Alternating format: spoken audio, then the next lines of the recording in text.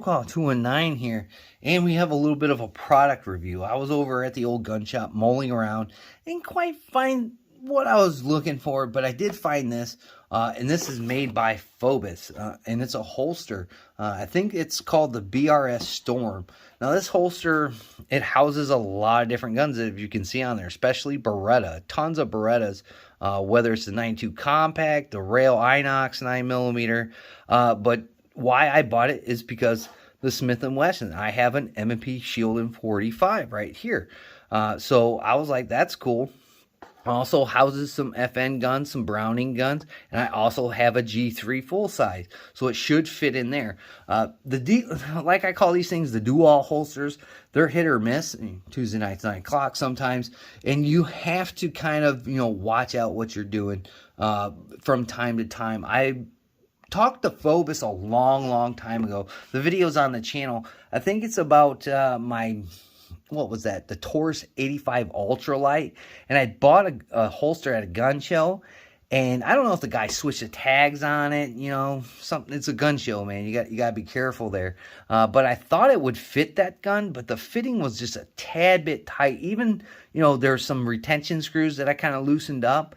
But it wasn't quite what I was looking for that holster. It did work, but I like to secure my gun a little bit better than, it's good enough. I like to have it where it is good.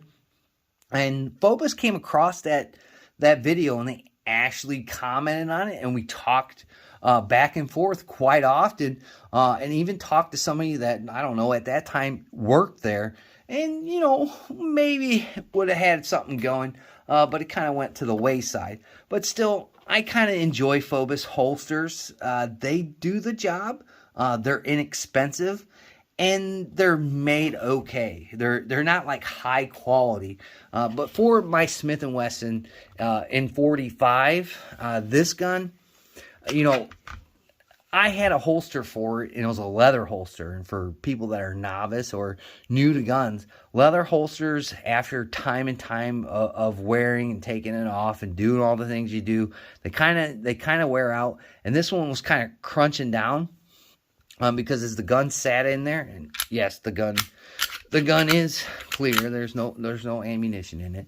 As the gun was sit in there, it used to have like a little part here on the leather holster that came up just a little bit. Well, that was kind of folding over on the gun, and as you took the gun out, it hit this little flap because that holster was folded over because it's been used so much. So I had to replace that holster and never got around to it because I was carrying a different gun at the time. I put this one to the wayside because I didn't really have a good secured holster to carry this gun in.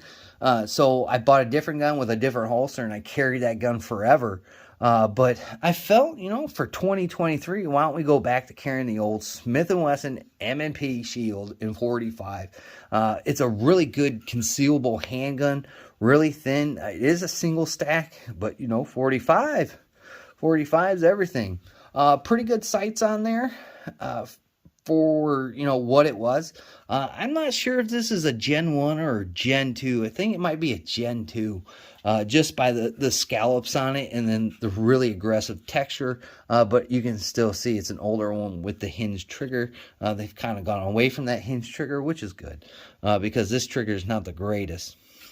But anyways, Fobus holsters. This one's kind of polymer with some hardware in there. It's a paddle style holster. This is rubber insert here. This red part, that's a rubber insert. So when this is an outside the waistband holster, you put it on your belt. This will go inside your waistband. This part right here, and then your belt will go through here, and then it has these ledges. If you can see in there, it has these ledges to keep retention for your holster so your gun doesn't walk off. We've seen that in a ton of videos. And again, this fits a multitude of different guns, the do-all holsters, they say. So I decided to give this a shot. Again, I've used their products in the past, and they seem to be getting a little bit better in their designs of holsters. Again, this is all polymer all the way around. Some people like these kinds of holsters, some people don't. A lot of people nowadays, they don't quite like carry outside the waistband. Me, I still got to get through January, February, so carrying outside the waistband isn't going to be a big struggle with population and people seeing guns, because it's going to be covered by sweatshirts, jackets, so on and so forth. In the summertime, I conceal a little bit more just because of the the way society is about firearms nowadays.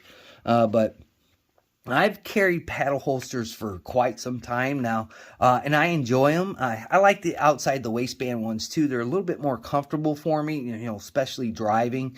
But I've used their products in the past. I really haven't had a problem with it. If you can see here, I think this is called the BRS Storm, and we'll stick the gun in there. And retention is fantastic in this holster. It's pretty good. It ain't coming out of there, folks.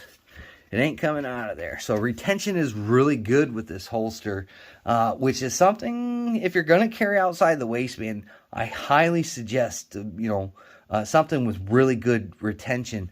Some holsters that are the polymer style or polymer and leather, they have the little button there where that you got to push that button for the gun to come out. This one's pretty. You got to put your thumb down there to kind of get it out of there. So retention's pretty tight with it. So I like that. Covers the trigger guard.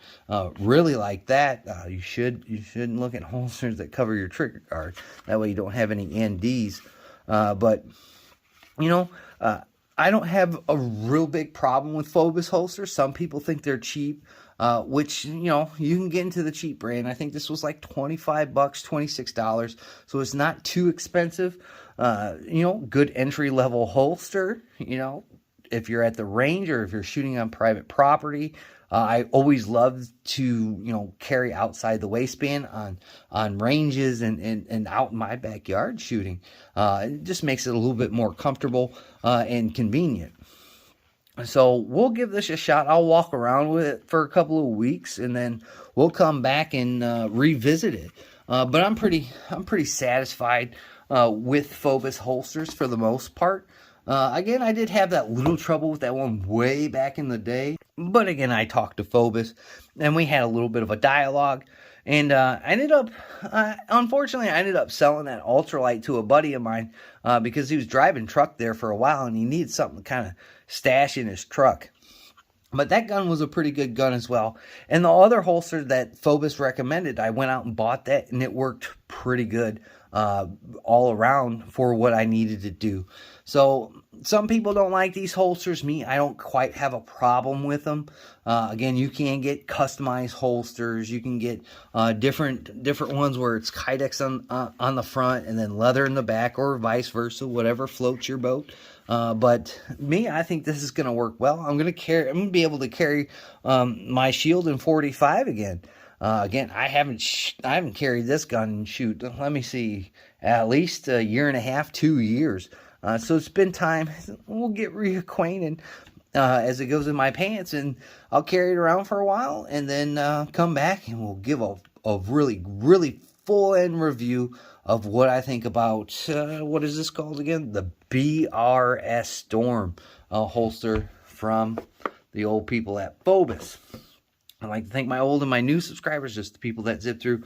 Greatly do appreciate that. Please like, comment, share, and subscribe for me. Really helps with the algorithms, and I hope you're enjoying the first part of 2023.